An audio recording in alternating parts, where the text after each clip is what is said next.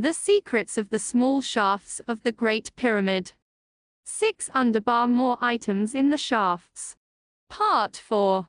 In continuation of the previous video. But Dixon did not find the outer openings of the channels, nor did Petrie find them during his investigations in 1881 and 1882. Petrie says he thought he could see the openings from the ground below, but could not be sure. No one took the trouble to make an actual search for them, or at least there is no published report of a search. But to cut a long story short, as there seemed to be uncertainty about the length of the 2 air canals of the Queen's Chamber, I thought it would be doing a service to pyramid students if I went ahead and tested their actual lengths. I therefore went to an engineering establishment in Cairo owned by Mess. Oz. Cook and Son, and ordered several 16-feet-long steel rods.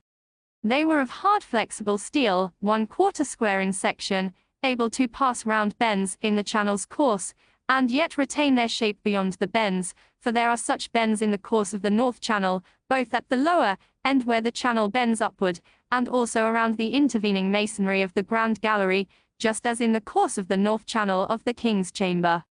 I had these rods threaded at their ends, and had screw couplers fitted, to enable the workmen to connect them together into one long continuous rod, each section of the rod being coupled on, as they were pushed up into the channel. Because of the comparatively restricted space in the chamber, I could not get longer lengths than about 16 feet, and this required to get a large number of lengths. I set off with 5 16-foot rods, all of which, being coupled together, readily went up into the channels, without any indication of a stop. This was true of both channels. So I had to go into Cairo again, and order further lengths, and this time I had them made of larger section rods 3/8 ths.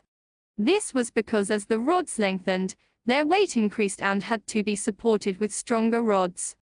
The extra lengths disappeared into the channels, and still without any indication of a stop. So into Cairo I journeyed once again, and this time ordered several lengths 1/2 in section. They in their turn also disappeared, without any sign of a stop. Finally I ordered more of the rods, not all of 16 feet, but some of them shorter, this time 6/8 ths in section. Some of these disappeared too, on being pushed up the channels, until at last we came to full stop. I had at least proved beyond a doubt that the channels are by no means as short as many, including Reichner and his German friend, had theorized. Adding together all the lengths of the rods up to the point where the stop prevented my pushing the combined rod any further, I found that the full length of the South Air Channel, which has only the one bend, that at the lower end next the chamber, is at least 209 British feet, measuring from the chamber's south wall surface 209 feet, to the abrupt stop. And I measured this twice to make sure. I couldn't manage to get the full length of the North Channel, because of the bends around the gallery masonry. The length I did get was 175 feet, when my long rod broke. And this happened twice 97, so if any later investigator examines the North Air Channel of the Queen's Chamber, he will find 2 long lengths of steel rods, with steel screw couplers, and an oval ball of hardwood at their upper ends, which I had attached for the purpose of gliding around any rough projections or irregularities in the course of the channels.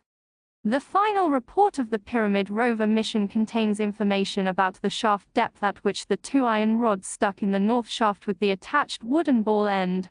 The first metal rod ends at 84 feet 25.6 meters from the shaft opening or 7.5 meters, after the first 45 degrees bend or at the third bend, and the second wooden ball was found at 119 feet 36.3 meters from the shaft opening or 18.1 meters after the first 45 degrees bend or 7 meters, after the fourth and final bend.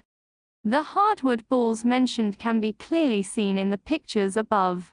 Different wooden objects were probably used for the 2 metal rods. In the photo on the left, the object at the end of the pole is reminiscent of the foot of a bed frame.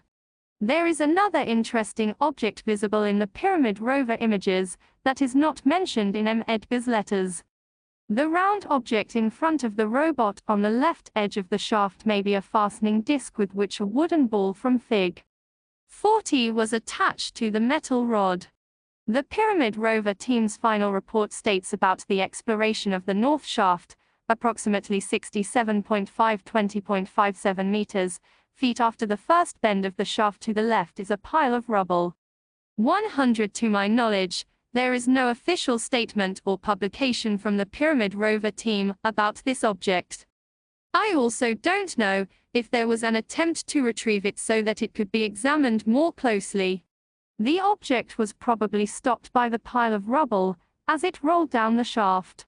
The pile of rubble was probably created when Edgar tried to reach the top of the shaft with the metal rods. Because of the various shaft kinks, the wooden ball probably hit the shaft wall several times, which probably caused rock splinters to come off.